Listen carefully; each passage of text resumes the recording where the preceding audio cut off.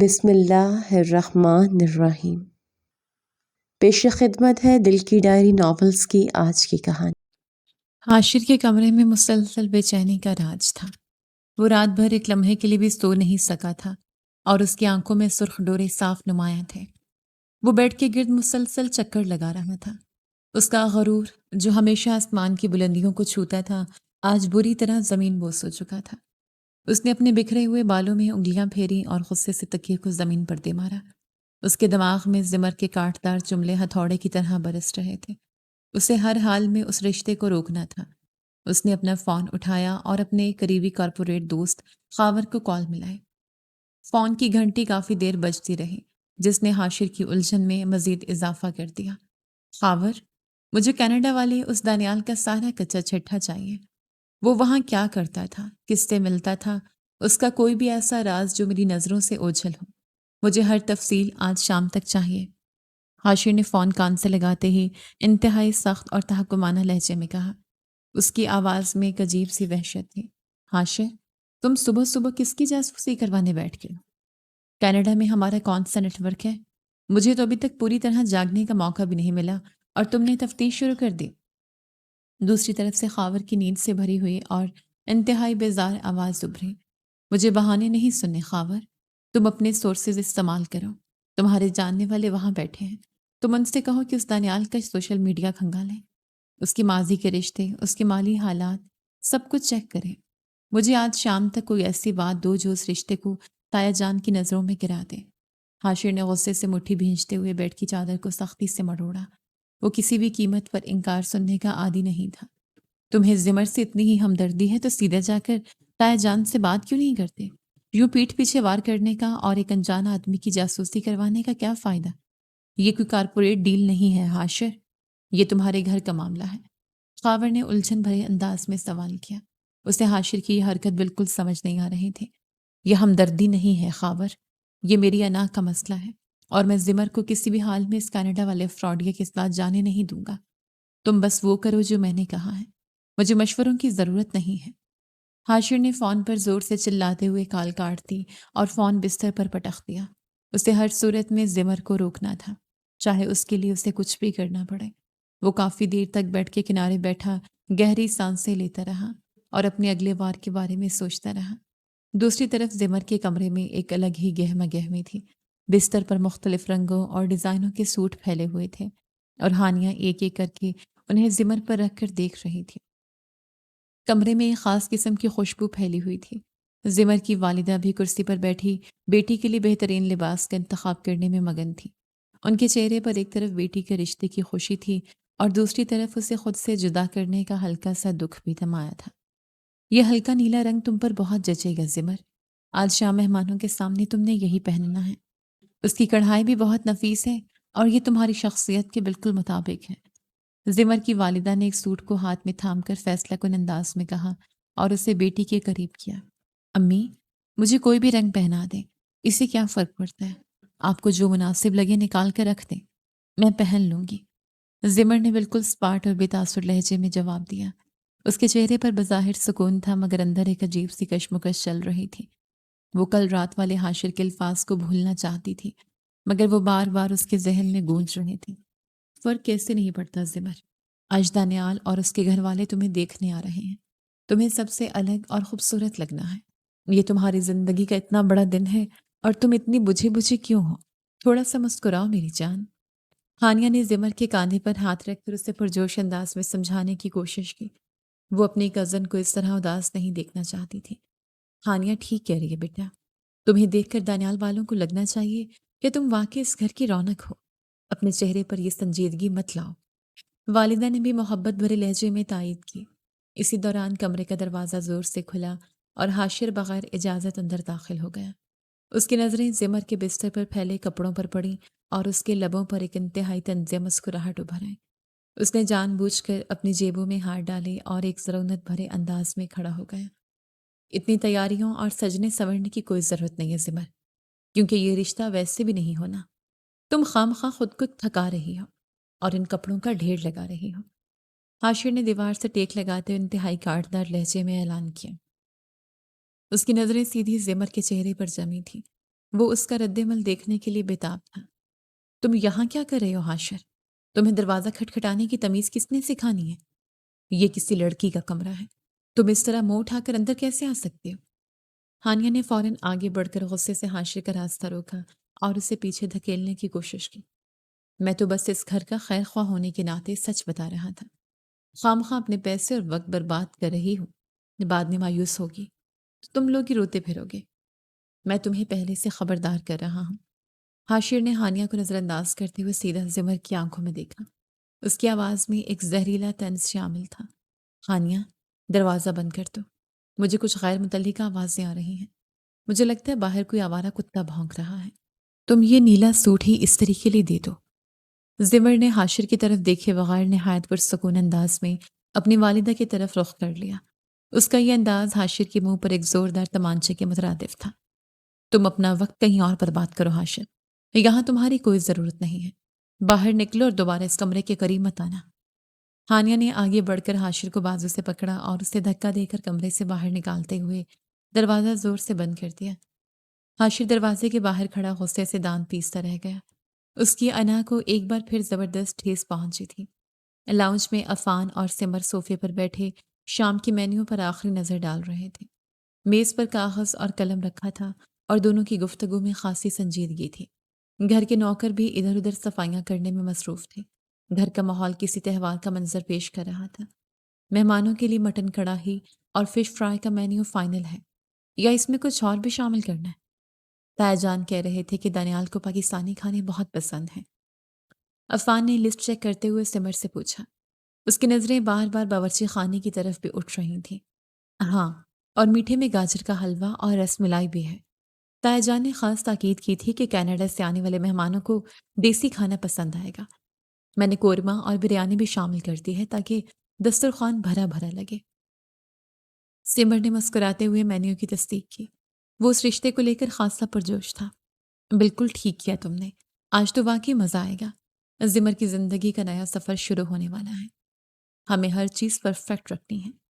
عفان نے قلم میز پر رکھتے ہوئے اطمینان کا سانس لیا۔ حاشر لاؤنج میں داخل ہوا اور ان دونوں کی خوشی دیکھ کر اس کے سینے میں آگ بھڑک اٹھی۔ وہ سیدھا ان کے سر پر جا کر کھڑا ہو گیا اور اس نے جان بوجھ کر لسٹ کی طرف ایک حقارت بھری نظر ڈالی۔ تم لوگ اتنے خوش کیوں ہو رہے ہو؟ کینیڈا سے آئے ہوئے لڑکے اکثر دھوکہ باز اور فراڈ ہوتے ہیں۔ ان کے باہر کئی افیئرز چل رہے ہوتے ہیں اور وہ یہاں صرف شریف سادیوں کو بے وقوف بنانے آتے ہیں۔ حاشر نے زہر خن لہجے میں دانیال کے خلاف شکوک پیدا کرنے کی کوشش کی۔ اس کی پوری کوشش تھی کہ گھر کا پرسکون ماحول تباہ کر دے۔ ہر کوئی تمہاری طرح جھوٹا اور اناپرست نہیں ہوتا حاشر، کچھ لوگ واقعی سلجھے ہوئے ہوتے ہیں۔ دانیال کا خاندان بہت معزز ہے اور وہ خود بھی ایک بہت کامیاب انسان ہے۔ تم اپنی منفی سوچ اپنے تک رکھو۔ عفان نے لسٹ میز پر پٹخ کر حاشر کو انتہائی سخت اور دو ٹوک جواب دیا۔ اس کی برداشت جواب دے رہی تھی۔ میں تو تایا جان کی جلد بازی پر حیران ہوں۔ بغیر کسی مکمل تحقیق کے انہوں نے ہاں کر دی۔ کل کو ذمہ روتی پھرے گی تو میرے پاس مت آنا۔ ایک کارپوریٹ مینیجر ہونے کے ناطے میں جانتا ہوں کہ لوگ کیسا کیسا فراڈ کرتے ہیں۔ یہ لڑکا بھی کوئی نہ کوئی دھوکہ ضرور دے گا۔ حاشر نے اپنی خفت مٹانے کے لیے سینہ چوڑا کر کے کہا۔ اس نے اپنے عہدے کا روپ جمانے کی ناکام کوشش کی۔ زمر کی فکر تم چھوڑ دو حاشر، وہ تم سے 1000 گنا بہتر اور سچے انسان کے ساتھ جا رہی ہے اور تمہاری کارپوریٹ مینیجری صرف تمہارے دفتر تک محدود ہے۔ ہمارے گھر کے فیصلوں میں اپنی ٹانگ مت اڑاؤ۔ سمر نے اپنی جگہ سے اٹھ کر حاشر کو تنفر بھری نگاہ سے دیکھا اور اسے اس کی اوقات یاد دلائی۔ تم دونوں کو میری بات ابھی سمجھ نہیں آ رہی، لیکن جب حقیقت سامنے آئے گی تم سب کے ہوش اڑ جائیں گے۔ میں اس لڑکے کی اصلیت سامنے لا کر رہوں گا، تم لوگ بس تیار رہنا۔ حاشر نے دھمکی آمیز انداز میں انگلی اٹھائی اور غصے سے پھنکارتا ہوا بولا، تم اپنی جلن کو اپنے تک محدود رکھو حاشر، اور مہربانی کر کے ہمارے کام میں دخل مت دو۔ ہم تمہارے مشوروں کے محتاج نہیں ہیں۔ جاؤ جا کر اپنا کوئی کام کرو۔ عفان نے دوبارہ لسٹ اٹھا لی اور حاشر کو مکمل طور پر نظر انداز کر دیا۔ حاشر نے چاروں طرف دیکھا۔ اسے اس گھر میں اب خود سے زیادہ تنہا کوئی محسوس نہیں ہو رہا تھا۔ وہ غصے میں پیر پٹکتا ہوا وہاں سے چلا گیا۔ دوپہر کے وقت گھر میں سب اپنے اپنے کاموں میں مصروف تھے۔ خواتین باورچی خانے اور صفائی کے انتظامات دیکھ رہی تھیں، جبکہ بڑے مرد حضرات اپنے کمروں میں آرام کر رہے تھے۔ حاشر نے یہ وقت غنیمت جانا اور دبے پاؤں تایا جان کے مطالعے کے کمرے کی طرف بڑھا۔ اس کے دل کی دھڑکنیں تیز ہو رہی تھیں۔ اس نے دائیں بائیں دیکھا اور دروازہ آہستہ سے کھول کر اندر داخل ہو گیا۔ کمرے میں ایک گہری خاموشی تھی۔ دیواروں پر کتابوں کی الماریاں سجی تھیں اور وسط میں لکڑی کی ایک بھاری میز رکھی تھی۔ یہاں ضرور کچھ ایسا ہوگا جو دانیال کو بے نقاب کر دے گا۔ تایا جان رات کو کوئی فائل دیکھ رہے تھے، اسی میں اس کا سارا کچا چٹھا ہوگا۔ حاشر نے جلدی جلدی میز پر پڑی فائلوں کو ٹٹولتے ہوئے خود سے سرگوشی کی۔ اس کے ہاتھ تیزی سے حرکت کر رہے تھے۔ اس کی نظر ایک نیلے رنگ کی فائل پر پڑی جس پر دانیال کا نام موٹے حروف میں لکھا تھا۔ اس نے فوراً فائل کھولی اور اس میں موجود بایو ڈیٹا، ڈگریوں اور کینیڈا کی رہائش کے کاغذات کو دیکھنے لگا۔ ہر صفحہ پلٹنے کے ساتھ اس کی الجھن اور غصے میں اضافہ ہو رہا تھا۔ دانیال کی پروفائل توقع سے کہیں زیادہ شاندار تھی۔ اس نے ٹورانٹو سے MBA کیا تھا اور اس کا اپنا ایک کامیاب بزنس تھا۔ یہ سب دیکھ کر حاشر کو اپنا کارپوریٹ عہدہ بہت چھوٹا لگنے لگا۔ یہ سب جھوٹ بھی تو ہو سکتا ہے۔ مجھے ان کی کاپیاں رکھنی ہوں گی تاکہ میں خاور سے اس کی تصدیق کروا سکوں۔ کوئی تو خامی ہوگی اس میں، کوئی تو ایسا راز ہوگا جس نے چھپایا ہوگا۔ حاشر نے اپنے موبائل کا کیمرہ آن کیا اور تیزی سے ان کاغذات کی تصویریں محفوظ کرنا شروع کر دی۔ اس کے ماتھے پر پسینے کی بوندیں چمک رہی تھیں۔ وہ پوری طرح تصویریں لینے میں مگن تھا کہ اسے اپنے پیچھے کسی کے کھڑے ہونے کا احساس ہوا۔ ایک ہلکی سی آہٹ نے اس کے رونگٹے کھڑے کر دیے۔ اس نے فون تیزی سے جیب میں ڈالا اور مڑ کر دیکھا تو دروازے پر دادا جی کھڑے تھے۔ دادا جی کے چہرے پر کوئی غصہ نہیں تھا، بس ان کی خاموش اور گہری نظریں حاشر کے وجود کے پار ہو رہی تھیں۔ ان کے ہاتھ میں ان کی مخصوص چھڑی تھی اور وہ بالکل ساکت کھڑے تھے۔ حاشر کا سانس حلق میں اٹک گیا۔ اسے لگا جیسے اس کی چوری پکڑی گئی ہے۔ اس کا رنگ نیلا پڑ گیا۔ دادا جی، وہ میں تاجان کی کتاب ڈھونڈنے آیا تھا، مجھے کچھ پڑھنے کا دل کر رہا تھا۔ حاشر نے ہکلاتے ہوئے صفائی دینے کے لیے منہ کھولا۔ اس کی آواز میں واضح گھبراہٹ تھی، مگر دادا جی بغیر کوئی لفظ کہے ایک انتہائی معنی خیز اور گہری نظر اس پر ڈال کر وہاں سے چلے گئے۔ ان کی اس خاموشی نے حاشر کے ماتھے پر پسینے کے قطرے ابھار دیے۔ ان کی وہ ایک نظر ہزاروں الفاظ سے زیادہ بھاری تھی۔ حاشر جلدی سے فائل بند کر کے کمرے سے باہر نکل آیا۔ اس کا دل زور زور سے دھڑک رہا تھا، مگر اس کی ضد ابھی بھی قائم تھی۔ شام کا وقت ہو چکا تھا، سورج غروب ہو چکا تھا اور ملتان کے اس پرتعیش گھر میں روشنیاں جگمگا رہی تھیں۔ پورچ کو خاص طور پر صاف کیا گیا تھا اور مہمانوں کی تواضع کے لیے سارا گھر تیار تھا۔ دروازے کے باہر دو انتہائی قیمتی اور چمچماتی ہوئی گاڑیاں آ کر رکیں۔ پورے گھر میں خاص قسم کی چہل پہل شروع ہو گئی۔ حاشر جان بوجھ کر مین دروازے کے بالکل سامنے کھڑا تھا تاکہ سب سے پہلے مہمانوں کا سامنا وہی کرے۔ وہ اپنے ذہن میں پوری تیاری کر کے آیا تھا کہ دانیال کو پہلی نظر میں ہی زیر کر لے گا۔ گاڑی کا دروازہ کھلا اور دانیال باہر نکلا۔ وہ ایک انتہائی سلجھا ہوا، خوش لباس اور باوقار نوجوان تھا۔ اس نے گہرے نیلے رنگ کا ایک بہترین سوٹ پہن رکھا تھا جو اس کی شخصیت پر بہت جچ رہا تھا۔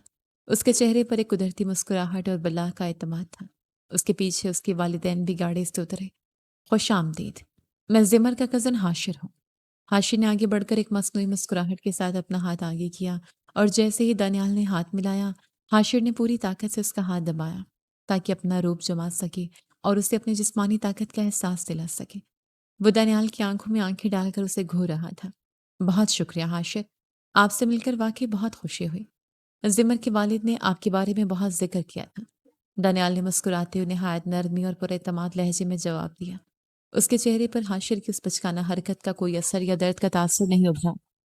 اس نے اپنا ہاتھ بالکل سکون سے پیچھے کھینچا۔ دانیال کا یہ وقار حاشر کے لیے ایک بہت بڑا دھچکا تھا۔ حاشر اپنا وار ناکام ہوتا دیکھ کر اندر ہی اندر جھنجھلا گیا اور اس نے بمشکل اپنے چہرے کے تاثرات کو سنبھالا۔ تایا جان اور حاشر کے والد نے آگے بڑھ کر مہمانوں کا پرجوش استقبال کیا اور انہیں عزت کے ساتھ ڈرائنگ روم میں لے جا کر بٹھا دیا۔ ڈرائنگ روم کو بہت خوبصورتی سے سجایا گیا تھا اور وہاں ہلکی ہلکی خوشبو پھیلی ہوئی تھی۔ سفر کیسا رہا آپ لوگوں کا؟ امید ہے کوئی پریشانی نہیں ہوئی ہوگی۔ شہر کا ٹریفک آج کل کافی خراب رہتا ہے۔ تایا جان نے دانیال کے والد سے رسم گفتگو کا آغاز کرتے ہوئے صوفے پر ان کے ساتھ جگہ لی۔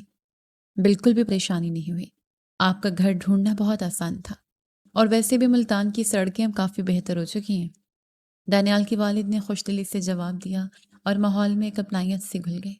ڈرائنگ روم کا ماحول انتہائی خوشگوار تھا اور بڑوں کے درمیان رسم گفتگو جاری تھی۔ حاشر صوفے پر پہلو بدلتے ہوئے کسی ایسے موقع کی تلاش میں تھا جہاں وہ زمر کی خامیوں کو اجاگر کر سکے۔ اس نے گلا صاف کیا اور دانیال کی والدہ کی طرف متوجہ ہوا۔ آنٹی، آپ لوگوں نے زمر کو پسند تو کر لیا ہے، مگر ایک بات میں واضح کر دوں، زمر بہت ضدی لڑکی ہے۔ وہ اسے صرف اپنے کیریئر اور پڑھائی کی فکر رہتی ہے۔ گھرداری یا کچن کے کاموں سے اسے کوئی خاص لگاؤ نہیں ہے۔ حاشر نے بظاہر ہمدردی دکھاتے ہوئے انتہائی زہریلی لہجے میں کہا۔ زمر کے والد نے حاشر کی اس ناگہانی اور بیہودہ بات پر اسے سخت غصے سے گھورا۔ ان کی آنکھوں میں حاشر کے لیے واضح تنبیہ تھی۔ مجھے لگتا ہے آج کے دور میں لڑکیوں کو اپنے کریئر پر ہی توجہ دینی چاہیے۔ مجھے خود ایک ایسی جیون ساتھی کی تلاش تھی جو باشعور ہو اور عملی زندگی میں میرا ساتھ دے سکے۔ گھر کے کاموں کے لیے تو ملازم بھی رکھے جا سکتے ہیں۔ دانیال نے نہایت سکون اور خوبصورت مسکراہٹ کے ساتھ حاشر کی بات کو رد کر دیا۔ حاشر کا چہرہ دانیال کے اس پر اعتماد جواب پر اتر گیا۔ وہ مزید کچھ کہنے کے لیے الفاظ تلاش کر ہی رہا تھا کہ ڈرائنگ روم کا دروازہ کھلا۔ زمر چائے کی ٹرے تھامے نہایت وقار کے ساتھ کمرے میں داخل ہوئے۔ اس نے ہلکے نیلے رنگ کا سوٹ پہن رکھا تھا اور اس کی سادگی نے سب کی توجہ اپنی جانب کھینچ لی۔ دانیال کی نظریں ایک لمحے کے لیے زمر کے پرسکون چہرے پر ٹھہر گئیں۔ آؤ بیٹا، یہاں میرے پاس آ کر بیٹھو۔ دانیال کی والدہ نے محبت بھرے انداز میں زمر کو اپنے ساتھ صوفے پر جگہ دی۔ زمر نے نہایت تمیز سے سب کو چائے پیش کی اور پھر دانیال کی والدہ کے پاس بیٹھ گئی۔ اس کا انداز اتنا سلجھا ہوا تھا کہ مہمانوں کے چہروں پر پسندیدگی واضح تھی۔ ہمیں تایا جان نے بتایا ہے کہ تم سافٹ ویئر انجینئرنگ کے آخری سیمسٹر میں ہو۔ کیا شادی کے بعد تم کینیڈا میں اپنی فیلڈ میں کام کرنا چاہو گی؟ دانیال نے براہ راست زمر کی آنکھوں میں دیکھتے ہوئے انتہائی شائستہ لہجے میں سوال کیا۔ جی بالکل، میں نے اپنی پڑھائی پر بہت محنت کی ہے اور میں چاہوں گی کہ اپنے علم کو عملی میدان میں بھی استعمال کروں۔ مجھے خوشی ہے کہ آپ اس حوالے سے کھلے ذہن کے مالک ہیں۔ زمر نے کسی ہچکچاہٹ کے بغیر مکمل اعتماد سے جواب دیا۔ حاشر سے زمر کی یہ تعریف اور اعتماد برداشت نہیں ہو رہا تھا۔ اس نے چائے کا کپ میز پر زور سے رکھا تاکہ سب کی توجہ اس کی طرف ہو جائے۔ تمہارا اعتماد تو واقعی لاجواب ہے زمر، بالکل ویسا ہی جیسا اس رات لڈو کی گیم ہارنے پر تھا۔ وہاں بھی تم نے اپنی ہار ماننے کی بجائے عجیب سی دلیلیں دینا شروع کر دی تھی۔ کینیڈا جا کر لڈو مت کھیلنا، وہاں لوگ ہار کو اتنی آسانی سے نہیں لیتے۔ حاشر نے ایک طنزیہ کہکا لگاتے ہوئے زمر کو نیچے دکھانے کی بھونڈی کوشش کی۔ ڈرائنگ روم میں ایک لمحے کے لیے خاموشی چھا گئی۔ سب حیران تھے کہ حاشر اس وقت یہ کیسی بچکانہ بات کر رہا ہے۔ زمر نے ایک سرد نگاہ حاشر پر ڈالی اور پھر دانیال کی طرف دیکھ کر ہلکی سی مسکراہٹ لبوں پر سجا لی۔ لڈو تو قسمت کا کھیل ہے حاشر، اس میں ہار جیت لکھی ہوتی ہے، لیکن زندگی کی کھیل میں انسان تب ہارتا ہے جب وہ اپنی انا کی وجہ سے رشتوں کی قدر کرنا بھول جائے۔ اور شکر ہے میں زندگی کا کھیل کھیلنا بہت اچھی طرح جانتی ہوں۔ زمر کا لہجہ انتہائی کاٹدار اور دو ٹوک تھا، جس نے حاشر کے طنز کو اسی کی طرف پلٹا دیا تھا۔ دانیال اس جواب پر کھل کر مسکرا دیا۔ زمر کے والد اطمینان کا سانس لیا اور حاشر غصے اور خفت سے اپنے ہونٹ چبانے لگا۔ اس کا یہ وار بھی الٹا پڑ گیا تھا۔ چائے کا دور ختم ہونے کے بعد حاشر نے ایک نئی چال چلی۔ وہ اپنی جگہ سے اٹھا اور دانیال کے پاس جا کر کھڑا ہو گیا۔ دانیال بھائی، اگر آپ برا نہ مانے تو ہم کچھ دیر لان میں ٹہل لیں۔ یہاں بڑوں کے درمیان آپ بھی شاید بور ہو رہے ہوں گے، باہر موسم بہت اچھا ہے۔ حاشر نے انتہائی مصنوعی مٹھاس کے ساتھ پیشکش کی۔ ہاں بالکل، کیوں نہیں، چلیے باہر چلتے ہیں۔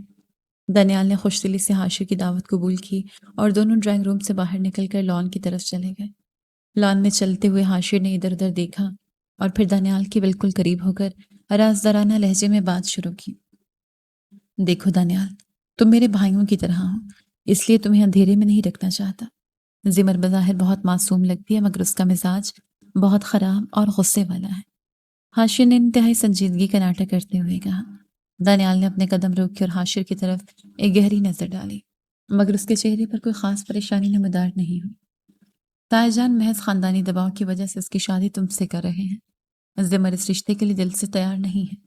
وہ تمہیں کینیڈا جا کر بہت تنگ کرے گی اور یہ شادی تمہارے لیے ایک عذاب بن جائے گی۔ میں تمہیں ایک دوست ہونے کے ناطے خبردار کر رہا ہوں۔ حاشر نے اپنی طرف سے آخری اور سب سے بڑا تیر چلایا اور دانیال کے چہرے کے تاثرات بدلنے کا انتظار کرنے لگا۔ آپ کی اس ہمدردی کا بہت شکریہ حاشر، مجھے انسانوں کو پرکھنا آتا ہے، آپ فکر نہ کریں، میں ہر صورتحال کو سنبھالنے کی صلاحیت رکھتا ہوں۔ دانیال نے نہایت پرسکون لہجے میں جواب دیا اور واپس ڈرائنگ روم کی طرف قدم بڑھا دیے۔ حاشر وہاں کھڑا حیرت سے دانیال کی پشت کو دیکھتا رہ گئے۔ دانیال پر اس کی باتوں کا کوئی اثر نہیں ہوا تھا۔ ڈرائنگ روم میں واپس آ کر دانیال اپنی جگہ پر بیٹھ گئے۔ اس نے ایک نظر اپنے والدین پر ڈالی اور پھر تایا جان کی طرف متوجہ ہوا۔ تایا جان، اگر آپ سب کی اجازت ہو تو کیا میں زمر سے اکیلے میں 5 منٹ بات کر سکتا ہوں؟ مجھے کچھ اہم چیزیں ڈسکس کرنی ہیں۔ دانیال نے نہایت ادب اور شائستگی سے اجازت طلب کی۔ جی بیٹا، بالکل۔ زمر، تم دانیال کو ٹیرس پر لے جاؤ، وہاں آرام سے بات کر لو۔ تایا جان نے مسکراتے ہوئے اجازت دی اور زمر کو اشارہ کیا۔ زمر اپنی جگہ سے اٹھی اور دانیال کے ساتھ سیڑھیاں چڑھ کر ٹیرس پر آ گئی۔ رات کی ہلکی ہلکی ٹھنڈی ہوا چل رہی تھی۔ زمر ٹیرس کی باؤنڈری کے پاس جا کر کھڑی ہو گئی اور دانیال بھی اس کے قریب آ گیا۔ زمر، میں تم سے سیدھی بات کروں گا۔ ابھی حاشر نے مجھے لان میں اکیلے لے جا کر بتایا ہے کہ تم اس رشتے کے لیے مجبور کی جا رہی ہو اور تمہارا مزاج بہت سخت ہے۔ کیا یہ سچ ہے؟ دانیال نے بغیر کسی تمہید کے سیدھا سوال زمر کے سامنے رکھ دیا۔ زمر کی آنکھیں حیرت اور غصے سے پھیل گئیں۔ اسے اندازہ نہیں تھا کہ حاشر اس حد تک گر جائے گا اور مہمانوں کے سامنے ایسی گھٹیا حرکت کرے گا۔ اس نے گہرا سانس لیا اور دانیال کی طرف مڑی۔ مجھے حیرت ہے کہ اس نے آپ سے یہ سب کہا۔ دانیال، حاشر کی کسی بات پر یقین کرنے کی ضرورت نہیں ہے۔ اس کا مسئلہ یہ نہیں کہ میں مجبور ہوں، بلکہ اس کا مسئلہ اس کی اپنی جھوٹی انا ہے۔ زمر نے انتہائی پر اعتماد اور دو ٹوک انداز میں جواب دیا۔ کیا تم مجھے پوری بات بتاؤ گی؟ میں تمہاری زبانی سچ سننا چاہتا ہوں۔ دانیال نے پوری توجہ سے زمر کی بات سننے کے لیے اپنا رخ اس کی طرف کر لیا۔ اس رات لوڈو کی گیم کے دوران حاشر نے سب کے سامنے مجھے یہ کہہ کر ذلیل کیا تھا کہ میں اس کے لیے صرف ایک ٹائم پاس ہوں اور میرے لیے اس کے دل میں کوئی جذبات نہیں ہیں۔ اس نے میری تذلیل کی اور اب جب میرے والدین نے میرا رشتہ آپ سے طے کیا ہے تو وہ اپنی انا کی تسکین کے لیے یہ سب کر رہا ہوں۔ وہ نہیں چاہتا کہ میں خوش رہوں۔ زمر نے پوری سچائی اور بغیر کسی جذباتیت کی اس رات کی پوری کہانی دانیال کے سامنے رکھ دی۔ دانیال نے زمر کی بات انتہائی غور سے سنی۔ اس کے چہرے پر زمر کے لیے عزت اور احترام مزید بڑھ گیا۔ مجھے تمہاری سچائی اور تمہارا یہ اعتماد بہت پسند آیا زمر۔ مجھے حاشر کی باتوں سے کوئی فرق نہیں پڑتا۔ میں نے تمہیں پہلی نظر میں ہی پہچان لیا تھا۔ مجھے اس رشتے سے مکمل اتفاق ہے۔ دانیال نے خوبصورت مسکراہٹ کے ساتھ اپنا فیصلہ زمر کو سنا دیا، جس نے زمر کے دل سے ایک بہت بڑا بوجھ اتار دیا۔ کچھ دیر کے بعد دونوں نیچے ڈرائنگ روم میں واپس آ گئے۔ مہمانوں کے چہروں پر اطمینان تھا۔ کچھ مزید رسمی گفتگو کے بعد دانیال کے گھر والے رخصت ہونے کے لیے کھڑے ہو گئے۔ ہمیں آپ کی بیٹی بہت پسند آئی ہے بھائی جان۔ دانیال بھی مکمل طور پر مطمئن ہے۔ ہم کل تک آپ کو اپنا حتمی جواب دے دیں گے، لیکن ہماری طرف سے مکمل ہاں ہے۔ دانیال کے والد نے تایا جان سے مصافحہ کرتے ہوئے خوشی سے اعلان کیا۔ پورا گھر خوشی کے ماحول میں ڈوب گیا۔ تایا جان اور زمر کے والدین ایک دوسرے کو مبارکباد دینے لگے۔ عفان، سمر اور ہانیہ بھی زمر کے گرد جمع ہو گئے۔ حاشر یہ سب دیکھ کر بوکھلا گیا۔ اس کی ساری چالیں ناکام ہو چکی تھیں اور دانیال زمر کو اپنے ساتھ لے جانے کے لیے بالکل تیار تھا۔ حاشر کا دماغ پھٹنے کو ہو رہا تھا۔ مہمانوں کے جانے کے بعد رات کافی بیت چکی تھی۔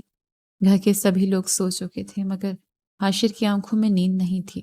وہ اپنے کمرے میں لیپ ٹاپ کے سامنے بیٹھا تھا اور اس کی انگلیاں کی بورڈ پر تیزی سے چل رہی تھیں۔ میں تمہیں اتنی آسانی سے جیتنے نہیں دوں گا دانیال۔ تم کل اپنا حتمی جواب دینے والے ہو نا؟ اس سے پہلے میں اس گھر میں ایسا بم پھوڑوں گا کہ تمہاری ساری سچائی دھرے کی دھری رہ جائے گی۔ حاشر نے ایک انتہائی گھٹیا اور بھیانک منصوبہ بناتے ہوئے اپنے دانت پیسے اور اسکرین پر کینیڈا کی ایک جعلی ای میل اور نکاح نامے کے کاغذات تیار کرنے لگا، جن میں یہ دکھایا جا رہا تھا کہ دانیال کینیڈا میں پہلے سے شادی شدہ ہے۔ اگلے دن دوپہر کے وقت گھر کی لاؤنج میں ایک بے چینی اور انتظار کی فضا چھائی ہوئی تھی۔ تایا جان، زمر کی والدہ اور باقی سب گھر والے صوفوں پر بیٹھے دانیال کے گھر والوں کے فون کا انتظار کر رہے تھے۔ سب کے چہروں پر امید اور خوشی کے تاثرات نمایاں تھے۔ فون آنے میں اتنی دیر کیوں ہو رہی ہے؟ رات تو وہ بالکل پکے ارادے سے گئے تھے۔ زمر کی والدہ نے دیوار گیر گھڑی کی طرف دیکھتے ہوئے بے قراری سے کہا۔ ان کی نظریں بار بار تایا جان کے موبائل پر جم رہی تھیں۔ تسلی رکھو بیگم، بڑے فیصلوں میں تھوڑا وقت لگتا ہے۔ وہ لوگ اپنوں میں مشورہ کر رہے ہوں گے۔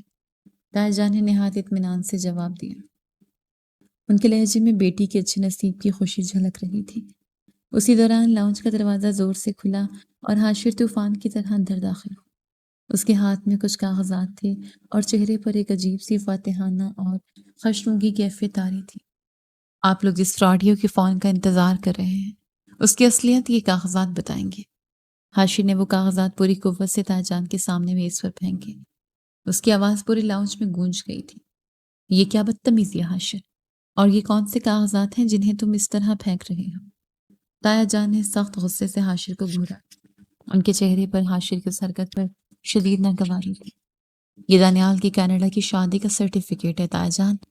وہ لڑکا وہاں پہلے سے شادی شدہ ہے، وہ یہاں صرف زمر کی زندگی برباد کرنے آیا تھا۔ حاشر نے سینہ چوڑا کرتے ہوئے ایک زوردار انکشاف کیا۔ اس کی آنکھوں میں فتح کی چمک تھی۔ پورے گھر میں ایک دم ہنگامہ برپا ہو گیا۔ زمر کی والدہ کے منہ سے ایک ہلکی سی چیخ نکلی اور وہ صوفے پر گر گئی۔ تایا جان کے چہرے کا رنگ پیلا پڑ گیا اور ان کے ہاتھ کانپنے لگے۔ یہ تم کیا کہہ رہے ہو حاشر؟ ایسا کیسے ہو سکتا ہے؟ وہ لوگ تو اتنے معزز اور سلجھے ہوئے لگ رہے تھے۔ عرفان نے تیزی سے آگے بڑھ کر میز سے کاغذات اٹھاتے ہوئے حیرت اور صدمے سے کہا، شکلوں پر مت جاؤ عرفان، میں نے کینیڈا میں اپنے سورسز سے یہ ساری معلومات نکلوائی ہیں۔ یہ کینیڈین گورنمنٹ کے مہروں والے اصلی کاغذات ہیں۔ حاشر نے انتہائی رغبت سے جواب دیا۔ وہ خود کو اس گھر کا نجات دہندہ ثابت کرنے کی پوری کوشش کر رہا تھا۔ سمر نے بھی عرفان کے ہاتھ سے کاغذات لے کر انہیں بغور دیکھا۔ اس کے چہرے پر بھی شدید پریشانی کے آثار نمایاں ہو گئے۔ تایا جان، یہ کاغذات تو واقعی بالکل اصلی لگ رہے ہیں۔ اس پر نکاح کی تاریخ اور کینیڈین رجسٹری کی مہریں بھی موجود ہیں۔ سمر نے تشویش بھرے لہجے میں تصدیق کی۔ اس کی بات سن کر زمر کی والدہ رونے لگ گئی۔ زمر لاؤنج کے کونے میں بالکل خاموش کھڑی حاشر کو دیکھ رہی تھی۔ اسے اپنے دل کی گہرائیوں میں یقین تھا کہ یہ حاشر کی کوئی نئی اور گھٹیا چال ہے، مگر ثبوت سامنے ہونے کی وجہ سے اس کے ہونٹ سلے ہوئے تھے۔ دیکھا آپ سب نے، میں کل سے کہہ رہا تھا یہ لڑکا ٹھیک نہیں ہے، مگر کسی نے میری بات نہیں مانی۔ آج میں نے اس خاندان کی عزت کو نیلام ہونے سے بچا لیا ہے۔ حاشر نے اپنی خفت مٹانے اور خود کو ہیرو بنانے کے لیے بلند آواز میں اعلان کیا۔ اسی وقت دادا جان اپنے کمرے کا دروازہ کھول کر باہر آئے۔ ان کی شخصیت کا روب اور ان کی گرجدار آواز نے لاؤنج میں موجود ہر شخص کو خاموش کر دیا۔ یہ کیا تماشا لگا رکھا ہے تم نے حاشر؟ ذرا کاغذات مجھے دکھاؤ۔ دادا جی نے آگے بڑھ کر سمر کے ہاتھ سے وہ دستاویزات لے لی۔ ان کی آنکھوں میں گہری اور چبھتی ہوئی نظر تھی۔ دادا جی، اس میں تماشے والی کیا بات ہے؟ ثبوت آپ کے ہاتھ میں ہے۔ اس کینیڈا والے لڑکے نے ہمیں دھوکہ دیا ہے۔ حاشر نے ذرا گھبراتے ہوئے صفائی پیش کی۔ دادا جی کی نظروں سے وہ ہمیشہ خوف زدہ رہتا تھا۔ دادا جی نے کاغذات کو بہت غور سے دیکھا اور پھر اپنی آنکھ اتار کر حاشر کی آنکھوں میں سیدھا جھانک کر، کاغذ جھوٹ بول سکتے ہیں حاشر، انسان کی نیت اور اس کے چہرے کا سچ جھوٹ نہیں بولتا۔ میں کوئی بھی فیصلہ کرنے سے پہلے خود اس بات کی تصدیق کروں گا۔ دادا جی نے نہایت پرسکون مگر فیصلہ کن انداز میں کہا۔ حاشر کے ماتھے پر فوراً پسینے کے قطرے ابھر آئے۔ اس کا دل تیزی سے دھڑکنے لگا، کیونکہ اسے معلوم تھا کہ اگر دادا جی نے تفتیش کی تو اس کا پول کھل جائے گا۔ دادا جی، تصدیق کی کیا ضرورت ہے؟ یہ مہریں اور ای میلز بالکل واضح ہیں، ہمیں فوراً انہیں منع کرنا ہوگا۔ حاشر نے بکھلاہٹ چھپاتے ہوئے اونچی آواز میں دادا جی کو روکنے کی کوشش کی۔ تم مجھے مت بتاؤ کہ مجھے کیا کرنا ہے حاشر، خاموشی سے اپنی جگہ پر کھڑے رہو۔ دادا جی نے اپنی چھڑی زمین پر زور سے مار کر حاشر کو خاموش کروا دیا اور جیب سے اپنا فون نکال کر کسی کو کال ملانے لگے۔ زمر کے لیے یہ سارا ماحول برداشت سے باہر ہو رہا تھا۔ وہ حاشر کی اس نیچ حرکت پر اندر سے ابل رہی تھی۔ اس نے ایک نظر دادا جی پر ڈالی اور تیزی سے مڑ کر سیڑھیوں کی طرف چل دی اور ٹیرس پر چلے گئے۔ حاشر نے زمر کو جاتے دیکھا تو وہ بھی دادا جی کی نظر بچا کر اس کے پیچھے ٹیرس کی طرف بھاگا۔ وہ زمر کے سامنے خود کو اس کا محسن ثابت کرنا چاہتا تھا۔ ٹیرس پر ٹھنڈی ہوا چل رہی تھی، مگر زمر کے اندر آگ لگی ہوئی تھی۔ وہ ٹیرس کے منڈیر کو مضبوطی سے پکڑے کھڑی تھی جب حاشر پیچھے سے وہاں پہنچ گئے۔ دیکھا زمر، میں نے تمہیں بچا لیا۔ وہ لڑکا تمہارے لائق نہیں تھا اور تمہیں دھوکہ دے رہا تھا۔ حاشر نے زمر کے قریب جا کر نہایت فاتحانہ اور ہمدردانہ انداز میں کہا۔ زمر نے ایک جھٹکے سے مڑ کر حاشر کی طرف دیکھا۔ اس کی آنکھوں میں اس قدر شدید نفرت اور حقارت تھی کہ حاشر ایک قدم پیچھے ہٹنے پر مجبور ہو گیا۔ تم کس حد تک گر سکتے ہو حاشر؟ اپنی انا کی تسلیم کے لیے تم نے اتنی نیچ حرکت کر ڈالی۔ زمر نے اپنے دانت پیستے ہوئے انتہائی کاٹدار اور زہریلے لہجے میں سوال کیا۔ تم یہ کیا کہہ رہی ہو زمر؟ میں نے تو تمہاری زندگی برباد ہونے سے بچائی ہے۔ وہ کاغذات سچے ہیں۔ حاشر نے بکھلا کر دوبارہ اپنا جھوٹا دعویٰ دہرانے کی کوشش کی۔ مجھ سے جھوٹ مت بولو حاشر، میں تمہیں بچپن سے جانتی ہوں، مجھے پورا یقین ہے کہ وہ کاغذات تم نے خود بیٹھ کر جعلی بنائے ہیں تاکہ یہ رشتہ ٹوٹ جائے۔ زمر کی آواز میں بلا کا غصہ اور ٹھہراؤ تھا۔ اس نے حاشر کی ساری چالاکی کو ایک لمحے میں بے نقاب کر دیا تھا۔ حاشر زمر کی اس سچائی کے سامنے گونگا ہو گیا۔ اس کے چہرے پر ہوائیاں اڑنے لگیں۔ وہ کوئی جواب سوچنے کی کوشش کر رہا تھا۔ آج تم نے ثابت کر دیا ہے کہ تم صرف ایک مغرور اور بیمار ذہنیت کے مالک ہو۔ محبت یا رشتے کی قدر تمہارے بس کی بات نہیں ہے۔ زمر نے حاشر کو سر سے پیر تک تنفر بھری نگاہ سے دیکھا۔ تم مجھے غلط سمجھ رہی ہو زمر۔ میں نے یہ سب اس لیے کیا کیونکہ میں تمہیں کسی اور کے ساتھ نہیں دیکھ سکتا۔ حاشر نے اپنے دفاع میں کمزور سی دلیل پیش کی۔ کان کھول کر سن لو حاشر، اگر دانیال کا رشتہ ٹوٹ بھی گیا تب بھی میں تم جیسے انسان سے زندگی بھر بات نہیں کروں گی۔ تم میری نظروں سے ہمیشہ کے لیے گر چکے ہو۔ زمر نے فیصلہ کن انداز میں اعلان کیا اور منڈیر سے ہاتھ ہٹا لیا۔ زمر کی شدید نفرت اور دو ٹوک انکار دیکھ کر حاشر کے اعصاب مکمل طور پر جواب دے گئے۔ اس کا سارا خاندانی کھلاڑی ہونے کا زعم، اس کی ساری انا اور اس کا غرور شیشے کی طرح ٹوٹ کر بکھر گیا۔ اسے اچانک اپنی غلطی کی سنگینی کا احساس ہوا۔ وہ وہی ٹیرس کی زمین پر گھٹنوں کے بل گر گیا اور اس کی آنکھوں سے بے ساختہ آنسو بہنے لگے۔ ہاں زمر، میں مانتا ہوں کہ میں نے وہ کاغذات جعلی بنائے تھے۔ میں پاگل ہو گیا تھا کیونکہ میں تمہیں کھونا نہیں چاہتا تھا۔ حاشر نے روتے ہوئے سسکیاں لیتے ہوئے اپنا جرم قبول کر لیا۔ اس کی حالت انتہائی قابل رحم تھی۔ میں تم سے بہت محبت کرتا ہوں زمر، پلیز مجھے معاف کر دو۔ میں تمہارے بغیر نہیں رہ سکتا۔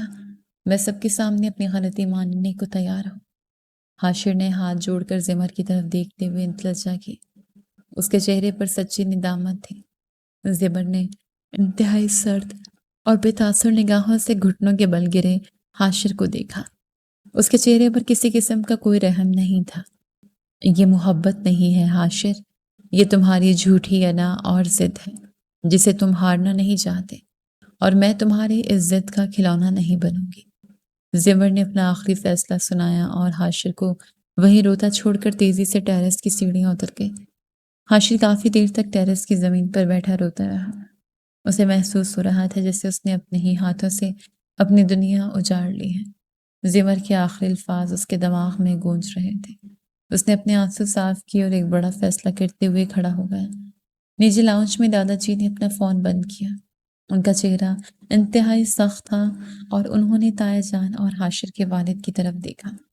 حاشر کے لائے ہوئے یہ سارے کاغذات سراسر جھوٹے اور جعلی ہیں۔ میری ابھی تصدیق ہو گئی ہے۔ اس لڑکے نے ہمارے خاندان کی عزت کو تماشا بنانے کی کوشش کی ہے۔ دادا جی کی گرجدار آواز نے پورے لاؤنج میں سناٹا طاری کر دیا۔ حاشر کے والد نے انتہائی شرمندگی اور ندامت سے اپنا سر جھکا لیا۔ ان کے پاس اپنے بیٹے کی اس ذلیل حرکت کا کوئی دفاع نہیں تھا۔ اسی وقت حاشر ٹیرس کی سیڑھیاں اتر کر نیچے لاؤنج میں داخل ہوا۔ اس کی حالت انتہائی خراب تھی۔ بال بکھرے ہوئے تھے اور چہرہ آنسوں سے مکمل طور پر بھیگا ہوا تھا۔ لاؤنج میں ایک بھاری اور گہرا سناٹا چھایا ہوا تھا۔ حاشر کے والد ندامت سے سر جھکائے صوفے پر بیٹھے تھے، جبکہ دادا جی کا چہرہ غصے اور جلال سے تمتما رہا تھا۔ حاشر ٹیرس کی سیڑھیاں اتر کر لاؤنج میں داخل ہوا۔ اس کی حالت انتہائی ابتر تھی۔ بال بکھرے ہوئے تھے اور چہرہ آنسوں سے مکمل طور پر بھیگا ہوا تھا۔ اس نے فیصلہ کر لیا تھا کہ وہ سب کے سامنے اپنی تمام غلطیوں کا اعتراف کر لے گا اور دانیال کے رشتے کو خوش دلی سے قبول کر لے گا تاکہ زمر کی نظروں میں مزید ذلیل ہونے سے بچ سکے۔ جی تایا جان، مجھے آپ سب سے کچھ کہنا ہے۔ میں مانتا ہوں کہ میں نے بہت بڑی غلطی کی ہے۔ حاشر نے آگے بڑھتے ہوئے رندھی ہوئی آواز میں بات شروع کرنے کی کوشش کی۔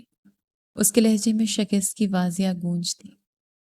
تمہیں کچھ کہنے کی ضرورت نہیں ہے حاشر، جو فیصلہ ہونا تھا وہ ہو چکا ہے۔ دادا جی نے اپنا فیصلہ فضا میں بلند کر کے ہاتھ اسے سختی سے بولنے سے روک دیا۔ ان کی آواز لاؤنج کے دیواروں سے ٹکرائی۔ لیکن دادا جی، میری بات سن لیں۔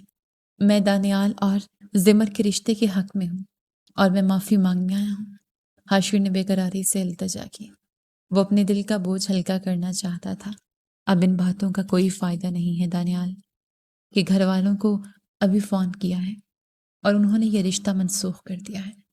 وہ لوگ اب یہ شادی نہیں کرنا چاہتے۔ دادا جی نے ایک زوردار اور فیصلہ کن انداز میں اعلان کیا۔ حاشر یہ سن کر ایک دم اپنی جگہ پر ساکت ہو گیا۔ اس کے دل میں ایک طرف تو زمر کو پا لینے کی خوشی کی زبردست لہر دوڑ گئی، مگر دوسری طرف ایک شدید حیرانی اور الجھن نے اسے گھیر لیا۔ رشتہ منسوخ ہو گیا؟ لیکن کیوں دادا جی؟ انہیں تو زمر بہت پسند آئی تھی اور وہ بالکل راضی تھے۔ حاشر نے بوکھلاہٹ اور حیرانی کے ملے جلے تاثرات کے ساتھ سوال کیا۔ اسے سمجھ نہیں آ رہا تھا کہ اچانک یہ سب کیسے ہو گیا۔ یہ تو تمہیں خوش ہونا چاہیے حاشر، تم تو یہی چاہتے تھے نا کہ یہ رشتہ کسی طرح ٹوٹ جائے۔ تایا جان نے حاشر کی طرف دیکھ کر ایک عجیب سے سکون اور طمانینت بھری لہجے میں کہا۔ حاشر نے تایا جان اور زمر کی والدہ کے چہروں کی طرف بغور دیکھا۔ وہاں اسے کسی قسم کا کوئی دکھ، پریشانی یا صدمہ نظر نہیں آیا۔ بیٹی کا رشتہ ٹوٹنے پر وہ دونوں ایک دوسرے کو دیکھ کر مسکرا رہے تھے۔ حاشر کی الجھن اب شدید تشویش میں بدلنے لگی۔ تایا جان، آپ لوگ مسکرا کیوں رہے ہیں؟ زمر کا رشتہ ٹوٹ گیا ہے اور آپ لوگوں کو کوئی فکر ہی نہیں ہے۔ حاشر نے پاگلوں کی طرح چاروں طرف دیکھتے ہوئے کہا۔ اس کا دماغ اس صورتحال کو سمجھنے سے بالکل قاصر تھا۔ اسی لمحے لاؤنج کے دوسرے کونے سے ایک زوردار کہکا گونجا۔ عفان، سمر اور ہانیہ، جو اب تک خاموش تماشائی بنے کھڑے تھے، اچانک بساختہ اور زور زور سے ہنسنے لگے۔ یہ تم لوگ کس بات پر ہنس رہے ہو عفان؟ کس کی زندگی کا تماشا بن گیا اور تم لوگ کہہ کے لگا رہے ہو؟ حاشر نے غصے اور بکھلاہٹ سے چلاتے ہوئے سمر اور عفان کو گھورا۔ تماشا زمر کا نہیں بنا حاشر، تماشا تو اس گھر کے سب سے بڑے اور خاندانی کھلاڑی کا بنا ہے۔ سمر نے ہنستے ہنستے دوہرے ہوتے ہوئے جواب دیا۔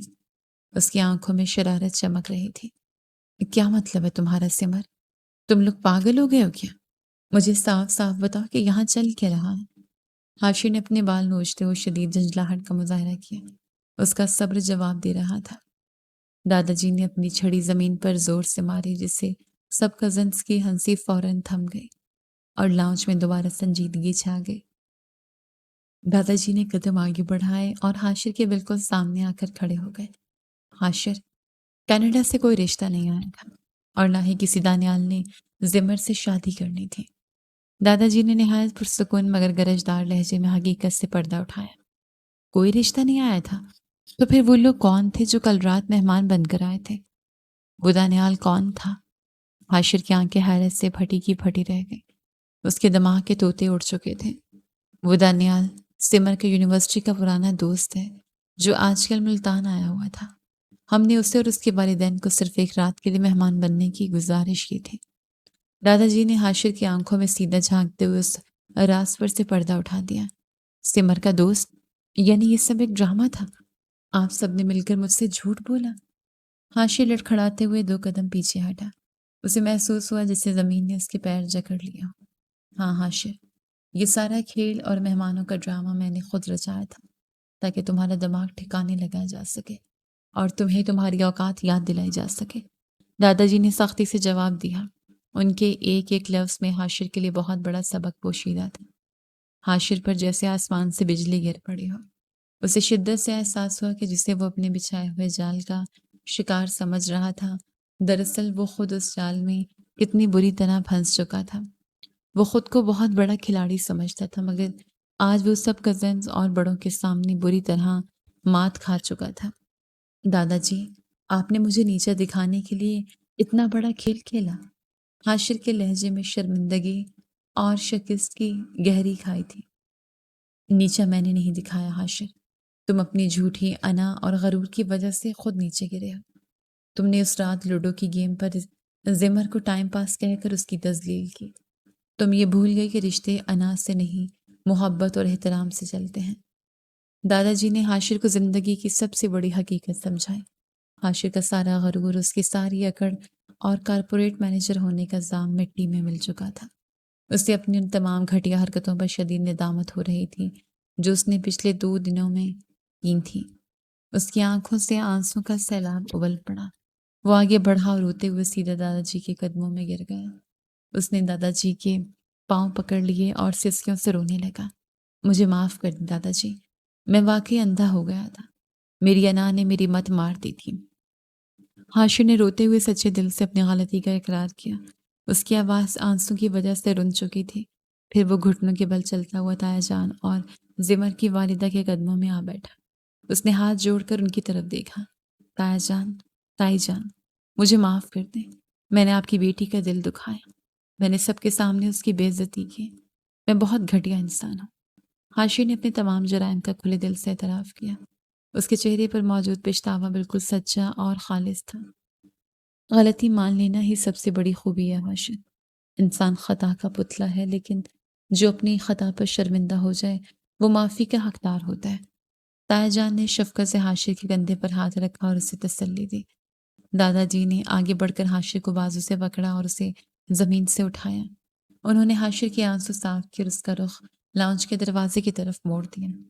میری معافی سے کچھ نہیں ہوگا حاشر، جس کا تم نے دل توڑا ہے اصل معافی تمہیں اسی سے مانگنی ہے۔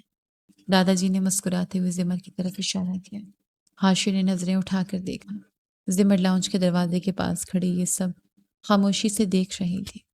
اس کی آنکھوں میں اب وہ سرد مہری اور حقارت بالکل نہیں تھی جو ٹیرس پر تھی۔ اس کی جگہ اب ایک نرمی اور سکون نے لے لی تھی۔ حاشر آہستہ آہستہ چلتا ہوا زمر کے بالکل سامنے آ کر کھڑا ہو گیا۔ اس نے اپنے دونوں ہاتھ زمر کے سامنے جوڑ دیے اور سر جھکا دیا۔ آج اس کے اندر کوئی اکڑ، کوئی ضد باقی نہیں تھی۔ زمر، میں جانتا ہوں میں نے تمہارے دل کو بہت ٹھیس پہنچائی ہے۔ میں نے اس رات لوڈو کھیلتے ہوئے جو کچھ کہا وہ میرا غرور تھا، میرا سچ نہیں۔ حاشر نے انتہائی دھیمی اور محبت بھری آواز میں کہا۔ اس کی آنکھوں میں صرف التجا تھی۔ تمہیں لگتا ہے تمہاری اس معافی سے وہ سب مٹ جائے گا جو تم نے سب کے سامنے کہا تھا؟ زمر نے نہایت نرم مگر پروقار لہجے میں پوچھا۔ میں ساری زندگی تمہارے ہر طعنے اور ہر غصے کو برداشت کرنے کے لیے تیار ہوں، بس تم میری زندگی سے مت جاؤ زمر۔ میں بنا کسی اکڑ اور انا کے زندگی بھر کے لیے تمہارا ساتھ مانگتا ہوں، مجھے اپنا لو۔ حاشر نے اپنا دل نکال کر زمر کے قدموں میں رکھ دیا۔ اس کی آنکھوں سے آنسو مسلسل بہہ رہے تھے۔ زمر نے کچھ دیر حاشر کو بغور دیکھا اور پھر اس کے لبوں پر ایک انتہائی دلکش اور شرارتی مسکراہٹ ابھر آئی۔ اس نے اپنے ہاتھ باندھ لیے اور حاشر کی آنکھوں میں دیکھا۔ میں تمہیں ایک ہی شرط پر معاف کر سکتی ہوں حاشر، اور وہ شرط تمہیں ہر حال میں ماننی پڑے گی۔ زمر نے کہا کہ مانا، مگر پیار بھرے انداز میں اپنا آخری فیصلہ سنایا۔ مجھے تمہاری ہر شرط منظور ہے زمر، تم جو کہو گی میں وہ کروں گا، بس تم شرط بتاؤ۔ حاشر نے فوراً حامی بھر لی۔ اس کے چہرے پر امید کی ایک کرن جاگ اٹھی تھی۔ شرط یہ ہے کہ آج کے بعد اس گھر کی واحد اور اصلی خاندانی کھلاڑی صرف اور صرف میں ہوں گی، اور تم میری ہر بازی کو چپ چاپ تسلیم کرو گے۔ زمر نے ہنستے ہوئے اپنا شرطیہ بیان حاشر کے سامنے رکھا۔ حاشر زمر کی یہ بات سن کر بے ساختہ مسکرا دیا۔ اس کے دل کا سارا بوجھ اتر گیا اور اس نے جلدی سے اسبات میں سر ہلا دیا۔ منظور ہے زمر، میں ساری زندگی تمہاری ہر بازی ہارنے کے لیے تیار ہوں، تم ہی اس گھر کی اصلی کھلاڑی ہو۔ حاشر نے بھرپور خوشی اور پیار سے جواب دیا۔ ان دونوں کی اس بات پر پورے گھر میں ایک زوردار قہقہ گونجا۔ تایا جان، حاشر کے والد، دادا جی اور سب کزن دل کھول کر ہنسنے لگے۔ گھر کا وہ بوجھل اور کشیدہ ماحول یکدم ایک خوبصورت اور محبت بھرے انجام میں بدل گیا۔ پرانی نوک جھونک نے ایک نئے اور سچے رشتے کی شکل اختیار کر لی تھی، جہاں اب جھوٹی انا کی کوئی جگہ نہیں تھی۔